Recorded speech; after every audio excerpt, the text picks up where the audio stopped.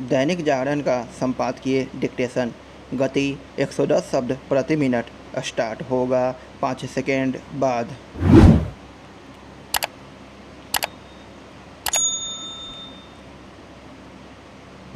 Start. अंततः नया बना विपक्षी गठबंधन INDIA मोदी सरकार के खिलाफ अविश्वास प्रस्ताव ले आया। वह स्वीकार भी हो गया। अब प्रतीक्षा है उस पर बहस की।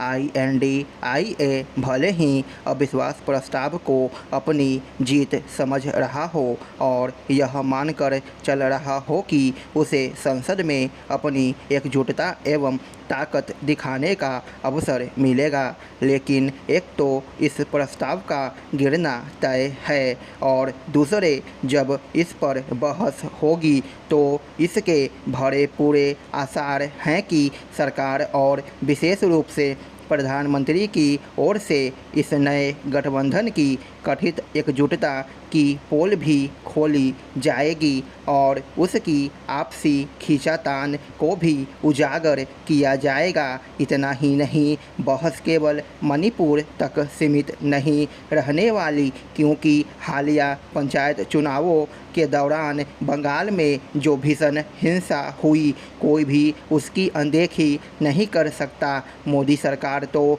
बिल्कुल भी नहीं।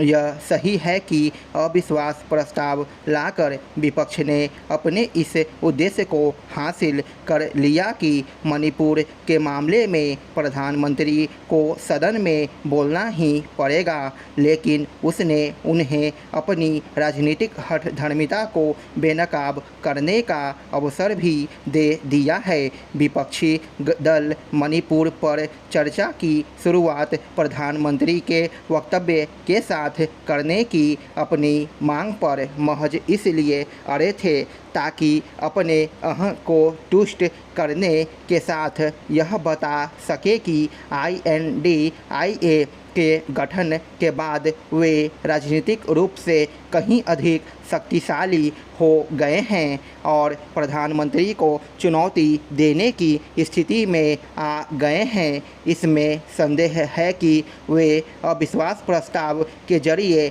ऐसा संदेश देने में सचमुच सफल हो सकेंगे। मणिपुर के हालात पर विपक्षी दलों की चिंता एक दिखावा ही अधिक दिखी, क्योंकि यदि वे वहां की स्थितियों को लेकर वास्तव में दुखी और गंभीर होते तो 4 दिन संसद का काम रोककर न तो नारेबाजी में अपनी ऊर्जा खपा रहे होते और न ही गृह मंत्री को सुनने से इनकार कर रहे होते।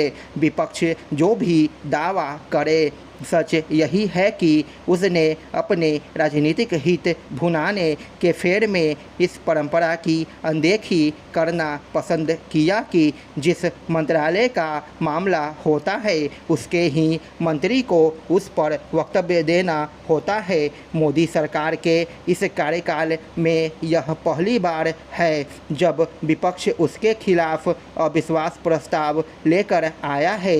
इसके पहले उसने यह काम 2018 में किया था, तब भी उसे पराजय का सामना करना पड़ा था और इस बार भी ऐसा ही सुनिश्चित सा दिख रहा है, क्योंकि जहां भाजपा के नेतृत्व वाले राजग के पास लोकसभा में 330 से अधिक सदस्य हैं, वही INDIA के पास इसके आधे भी नहीं है। यह ठीक है कि भारतीय राष्ट्रीय कांग्रेस भी अविश्वास प्रस्ताव पर INDIA के साथ है, लेकिन यदि वे अपेक्षित अविश्वास प्रस्ताव पर INDIA के साथ है, लेकिन यदि वे अपेक्षित संख्या बल प्रदर्शित नहीं कर पाते तो अपनी ताकत दिखाने का उनका दांव उल्टा भी पड़ सकता है।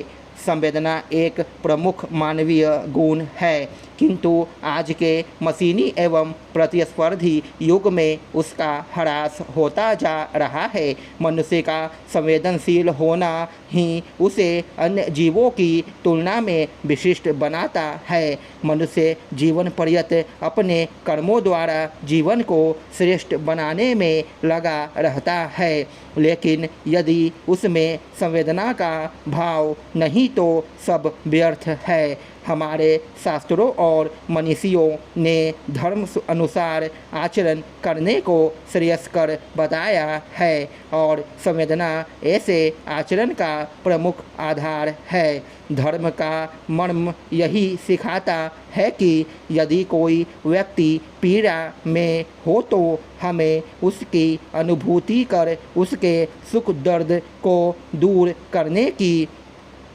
दिशा में तत्पर होना चाहिए।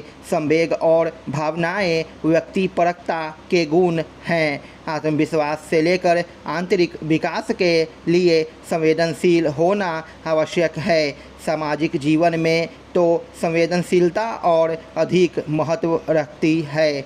मनुष्य अपनी समस्त भावनाओं के प्रति संवेदनशील होता है, इसलिए दूसरों के प्रति सदैव ऐसा व्यवहार करना चाहिए जैसा आप स्वयं के प्रति चाहते हैं। ऐसा कुछ न करें जिससे किसी को ठेस पहुँचे। यह सब अंततः में संवेदना के अंकुर फूटने से ही संभव होता है। जहाँ संवेदनशीलता होती है वहाँ अपने पराये के भेद मिट जाते हैं। वहाँ अपनों के लिए वात्सल्य और पराये के लिए आत्मीयता का अभाव ऐसा नहीं होता। हालांकि आज हमने अपनी नैतिकता और संवेदनशीलता को सिर्फ एक दायरे तक सीमित कर रखा है, जिसकी सीमा हमारे स्वार्थ के अनुसार बदलती रहती है।